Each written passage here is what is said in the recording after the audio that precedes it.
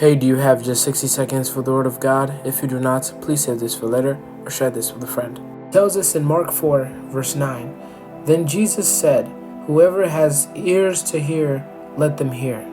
You say that you want to hear the voice of God, but the truth is, you surround yourself with noises. What I'm trying to say here is that the world, sin is the noise. And a lot of us live in that noise, and we surround ourselves with these noises, and we always are looking towards God and asking Him to let us hear His voice.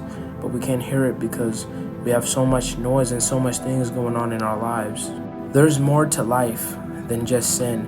And I feel like a lot of us like to rely on sin because it makes us feel good, because it gives us what we want. But we got to learn to rely on God instead. And that's what God is asking us to do. That is what God is calling us to do, is to rely on Him instead of us relying on our fleshly desires. And I feel like that's a really big part that people don't really understand, is the fact that we got to admit that we want Jesus and that we used to rely on sin and that we got to rely on Jesus now. Is the fact that we need to turn to God when things are sad, when things are mad, when things are bad, to just turn to God and just to surrender towards Him and ask Him for His strength and guidance, to humble ourselves when things aren't going our way.